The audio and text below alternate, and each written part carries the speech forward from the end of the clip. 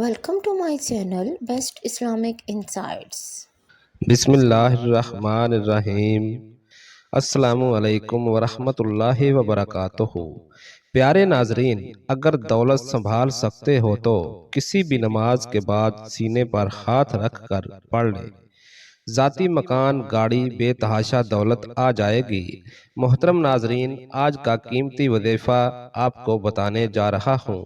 یہ ایک خاص عمل آپ کے ساتھ شیئر کر رہا ہوں۔ اس وظیفے کی اتنی برکت ہے کہ آپ کے بگڑے کام سنور جائیں گے۔ آپ کا دولت کا مسئلہ ہے، لڑائی جھگڑے کا مسئلہ ہے، گھر میں تنگ دستی، محتاجی ہے، گھر میں لڑائی جھگڑے بہت زیادہ ہیں، اگر کوئی بات نہیں مانتا، یا کاروبار میں برکت نہیں ہے، یا منافع نہیں ہے، یا کاروبار چل نہیں رہا، بس یہ ایک وظیفہ کرنے سے جو معجزات ہوں گے آپ دیکھتے رہ جائیں گے، اور آپ کی تمام مشکلات، تمام پریشانیاں ختم ہو جائیں گی۔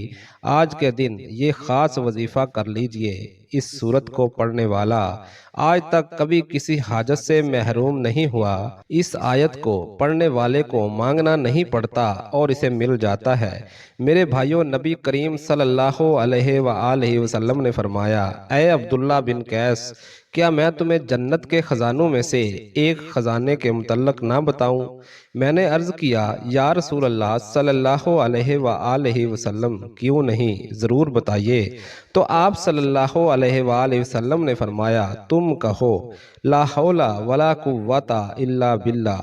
نہ گناہ سے بچنے کی ہمت ہے، نہ نیکی کرنے کی طاقت، مگر اللہ کی توفیق صحیح ہے۔ بخاری اور مسلم نے اس کو روایت کیا ہے۔ تو پیارے ناظرین، آج کا یہ جو وظیفہ ہے، اس کو کتنی تعداد میں پڑھنا ہے، کس وقت پڑھنا ہے، اور اس وظیفہ پڑھنے سے کیا کیا فوائد آپ کو ملیں گے، آج کی اس خاص ویڈیو میں ہم آپ کو اس کے متعلق سب کچھ بتائیں گے۔ حدیث پاک صلی اللہ علیہ وآلہ وسلم کا ارشاد ہے، اے لوگو، اتنی عبادت کرو جو قابل برداشت ہو، کیونکہ اللہ ثواب دینے سے نہیں رک سکتا یہاں تک کہ تم عبادت کرنے سے اکتا جاؤ گے۔ اب آپ نے اس سورت کو کیسے پڑھنا ہے، کس ترتیب سے پڑھنا ہے، یہ اب طریقہ کار جان لیجئے۔ جب تک آپ کو طریقہ کار نہیں پتا ہوگا، پھر عمل اثر نہیں کرتے۔ کچھ خاص احتیاطیں ہوتی ہیں، تو اب اس کا طریقہ کار جان لیجئے۔ احتیاط سب سے پہلے یہ ہے کہ کس وقت آپ نے اس عمل کو کب کرنا ہے۔ دیکھیے، آپ فجر، ظہر، عصر، مغرب، عشاء، تہجد کسی بھی نماز کے بعد کر سکتے ہو، اس میں کوئی پابندی نہیں۔ جب بھی آپ کو وقت ملتا ہے آپ اس وظیفے کو کر سکتے ہو، اس میں کوئی پابندی نہیں ہے۔ کوئی بھی مرد کر سکتا ہے، کوئی بھی عورت کر سکتی ہے۔ اکثر کچھ مردوں کو بہت سی مشکلات کا سامنا ہوتا ہے، کیونکہ مرد بیچارے اپنی بیوی بچوں کے لیے، اپنا گھر پالنے کے لیے باہر محنت مشقت کرتے ہیں۔ اسی طرح کچھ عورتوں کو بھی بہت سے مسائل ہوتے ہیں، وہ بھی اس عمل کو کر سکتی ہیں، اور لازمی کریں، تاکہ آپ کی زندگی میں چار آسانیاں آئیں۔ دولت، پریشانی، جو بھی آپ کا مسئلہ ہے، بس آپ نیت رکھ کر یہ پڑھو گے، یہ عمل کرو گے تو آپ کے حل ہو جائیں گے۔ انشاءاللہ اس وظیفے کی برکت سے اللہ پاک کی خصوصی رحمت ہوگی۔ عورتیں اس خاص ایام میں بھی کر سکتی ہیں، اس میں بھی کوئی پابندی نہیں ہے۔ اگر آپ کوئی عمل کرتے ہیں، کوئی وظیفہ کرتے ہیں، کوئی تسبیح کرتے ہیں، اس کے فوراً بعد بھی اس عمل کو کیا جا سکتا ہے، اس میں بھی کوئی پابندی نہیں۔ وقت کو مد نظر رکھ کے وظیفے کی طرف چلتے ہیں۔ اعوذ باللہ من الشیطان الرجیم، بسم اللہ الرحمن الرحیم، یہ وظیفے کا حصہ ہیں، آپ نے لازمی پڑھنا ہے۔ اس کے بعد آپ درود شریف پڑھیں گے۔ ایک بار میرے ساتھ بھی پڑھ لیجئے، اللہم صلی علی محمد وعلی آل محمد کما صلیت علی ابراہیم وعلی آل ابراہیم انکا حمید مجید، اللہم بارک علی محمد وعلی آل محمد کما بارکت علی ابراہیم وعلی آل ابراہیم انکا حمید مجید۔ یہ درود پاک آپ نے 7 بار پڑھنا ہے۔ آپ صلی اللہ علیہ وآلہ وسلم کی ذات پر اور اگر کسی میرے بہن بھائی کو یہ درود پاک نہیں آتا کوئی سا بھی پڑھ سکتا ہے، اگر کوئی بھی نہیں آتا تو وہ اتنا کہہ سکتا ہے صلی اللہ علیہ وآلہ وسلم، جل شانہ اس پر 10 بار درود بھیجتے ہیں۔ حضور اکرم صلی اللہ علیہ وآلہ وسلم نے فرمایا میرے رب کا پیغام آیا ہے جس میں یوں ارشاد فرمایا کہ تیری امت میں سے جو شخص ایک بار درود بھیجے گا میں اس پر 10 بار درود بھیجوں گا، اور جو ایک بار سلام بھیجے گا میں اس پر 10 بار سلام بھیجوں گا۔ درود و سلام اللہ تعالیٰ کی ان بابرکت نعمتوں میں سے ہے جو اپنے دامن میں بے پناہ فیوز و برکات سمیٹے ہوئے ہیں۔ یہ ایسی لازوال دولت ہے کہ جسے مل جائے اس کے دین و دنیا سنور جاتے ہیں۔ درود و سلام محبوب خدا صلی اللہ علیہ وآلہ وسلم کی تعریف، اللہ تعالیٰ کی رحمت کا خزانہ، گناہوں کا کفارہ، بلندی درجات کا زینہ، کرب خداوندی کا آئینہ، خیر و برکت کا سفینہ، مجلس کی زینت، تنگ دستی کا علاج، جنت میں لے جانے والا عمل، دل کی طہارت، بلاؤں کا تریاق، روح کی مسرت، روحانی پریشانیوں کا علاج، غربت و افلاس کا حل، دوزخ سے نجات کا ذریعہ اور شفاعت کی کنجی ہے۔ احادیث مبارکہ میں درود و سلام کے بے شمار فضائل و برکات کا ذکر ملتا ہے جن میں سے چند ایک درج ذیل ہیں۔ نمبر 1 پہ درود و سلام کرب مصطفیٰ صلی اللہ علیہ وآلہ وسلم کا ذریعہ ہے۔ حضور نبی اکرم صلی اللہ علیہ وآلہ وسلم کی ذات گرامی سے ولہانہ عقیدت و محبت جزو ایمان ہے، اس کے بغیر ایمان کی تکمیل نہیں ہوتی۔ درود و سلام پڑھنا محبت رسول صلی اللہ علیہ وآلہ وسلم کی دلیل ہے۔ کثرت سے درود و سلام پڑھنے والے کو روز قیامت کرب رسول صلی اللہ علیہ وآلہ وسلم کی نعمت سے فیضیاب کیا جائے گا۔ حضرت عبداللہ بن مسعود رضی اللہ تعالیٰ عنہ فرماتے ہیں کہ حضور نبی اکرم صلی اللہ علیہ وآلہ وسلم نے فرمایا قیامت کے روز لوگوں میں سے میرے سب سے زیادہ قریب وہ ہوگا جو اس دنیا میں کثرت سے مجھ پر درود بھیجتا ہے۔ نمبر 2 پہ درود و سلام روحانی و جسمانی پاکیزگی کا باعث ہے۔ درود و سلام وہ پاکیزہ عمل ہے جو انسان کے تن اور من کو ہر قسم کی علائشوں، کثافتوں اور آلودگیوں سے پاک و صاف کر دیتا ہے۔ حضرت ابو ہریرہ رضی اللہ تعالیٰ عنہ سے مروی ہے کہ حضور نبی اکرم صلی اللہ علیہ وآلہ وسلم نے ارشاد فرمایا مجھ پر درود پڑھا کرو، بلا شبہ مجھ پر درود پڑھنا تمہارے لیے روحانی و جسمانی پاکیزگی کا باعث ہے۔ نمبر 3 پہ درود و سلام شرف زیارت مصطفیٰ صلی اللہ علیہ وآلہ وسلم کا وسیلہ ہے۔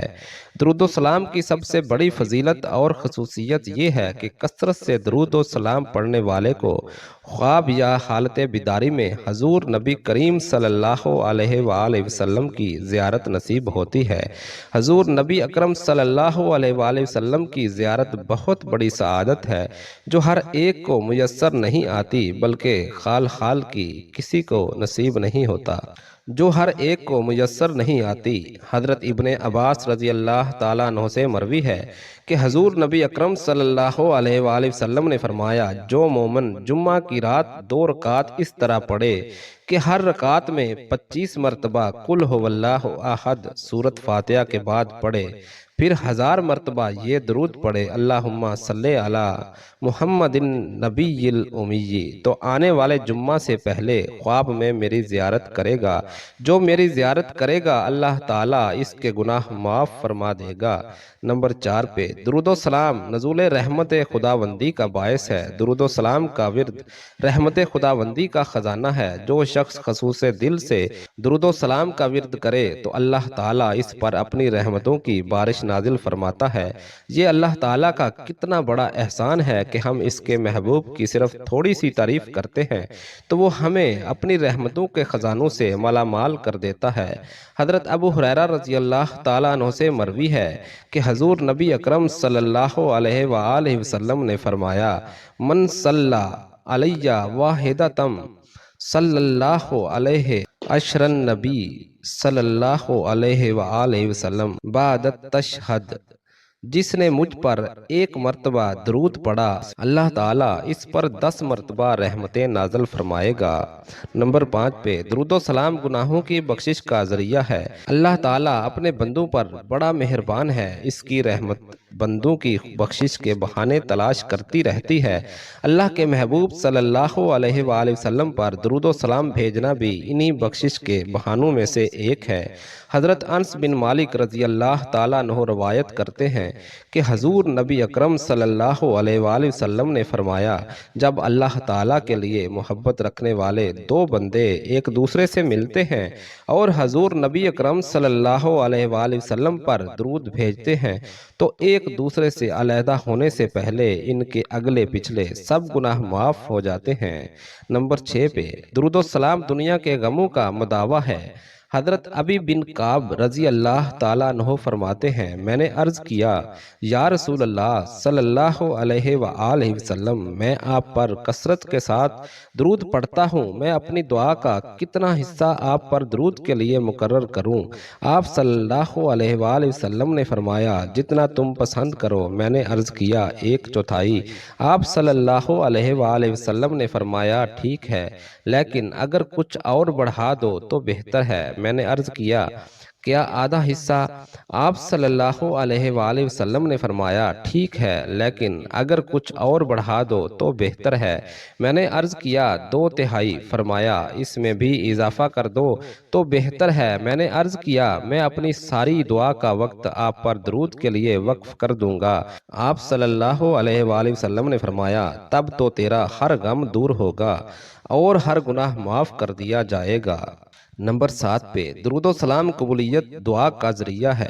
حضرت عبداللہ بن مسعود رضی اللہ تعالیٰ عنہ سے روایت ہے کہ میں نماز پڑھ رہا تھا اور حضور نبی اکرم صلی اللہ علیہ وآلہ وسلم، حضرت ابو بکر صدیق رضی اللہ تعالیٰ عنہ اور حضرت عمر رضی اللہ تعالیٰ عنہ کے ساتھ وہاں رونق افروز تھے۔ جب میں نماز پڑھ کر بیٹھ گیا تو پہلے میں نے اللہ تعالیٰ کی حمد و ثنا کی، پھر حضور نبی اکرم صلی اللہ علیہ وآلہ وسلم پر درود پڑھا، پھر اپنے لیے دعا مانگی تو حضور نبی اکرم صلی اللہ علیہ وآلہ وسلم نے فرمایا، سل تُعطَ، سل تُعطَ، مانگ تجھے عطا کیا جائے گا، مانگ تجھے عطا کیا جائے گا۔ نمبر 8 پہ درود پڑھنے والے پر اللہ تعالیٰ کا خود درود بھیجنا۔ درود و سلام پڑھنے کی برکت کا اندازہ اس بات سے ہو رہا ہے کہ اللہ رب العزت درود پڑھنے والے پر خود درود بھیجتا ہے۔ حضرت عبداللہ بن عوف رضی اللہ تعالیٰ عنہ روایت کرتے ہیں کہ حضور نبی اکرم صلی اللہ علیہ وآلہ وسلم نے فرمایا، جبرائیل علیہ السلام میرے پاس آئے اور مجھے خوشخبری سنائی کہ آپ کا پروردگار فرماتا ہے، من صلی علیک صلیت علیہ ومن سلم علیک سلمت علیہ، جو شخص آپ پر درود پڑھتا ہے میں اس پر درود پڑھتا ہوں، اور جو کوئی آپ کو سلام عرض کرتا ہے میں اس پر سلام بھیجتا ہوں۔ اس کے بعد آپ نے یہ سورت انا اعطیناک الکوثر صلی لربک وانحر ان شانئک ھو الابتر، اے محبوب، بے شک ہم نے تمہیں بے شمار خوبیاں عطا فرمائیں، تو تم اپنے رب کے لیے نماز پڑھو اور قربانی کرو، بے شک جو تمہارا دشمن ہے وہی ہر خیر سے محروم ہے۔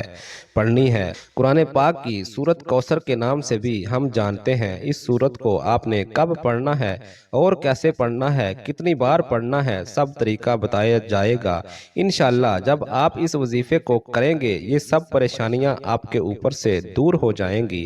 اللہ پاک اسی سورت میں ہمیں یہ آگاہ بھی کر رہے ہیں کہ ہم غمگین اور اداس نہ ہوں، کیونکہ ہر مصیبت کے بعد آسانی ہوتی ہے۔ لہٰذا اگر کوئی اللہ تعالیٰ کے دین پر ایمان رکھتا ہے، اللہ تعالیٰ کے وعدوں پر کامل بھروسہ رکھتا ہے اور اللہ تعالیٰ کے کلام اور رسول اللہ صلی اللہ علیہ وآلہ وسلم کی باتوں پر مکمل یقین رکھتا ہے تو وہ مصیبت کے بعد آسانی ضرور دیکھے گا اور اس کی زندگی میں تنگی کے بعد خوشحالی ضرور آئے گی۔ آپ نے اس سورت کو صرف 21 بار سینے پر ہاتھ رکھ کر پڑھنا ہے، اچھی طرح پڑھنا ہے، اور جب آپ اس کو پڑھیں گے آپ کے ذہن میں آپ کے مقصد ہوں گے، جو آپ کے لیے مشکلات بنی ہوئی ہیں، جو آپ کی حاجتیں ہوں، آپ یقیناً اس نیت سے ہی کریں گے کہ آپ کے تمام مسائل دور ہو جائیں گے۔ اب آپ نے وہیں بیٹھے جگہ چھوڑے بغیر لا حول ولا قوت الا باللہ العلی العظیم لا حول ولا قوت الا باللہ العلی العظیم، صرف اتنا پڑھنا ہے۔ میں پورے یقین کامل سے کہتا ہوں کہ اس تسبیح کو ہر کوئی جانتا ہے۔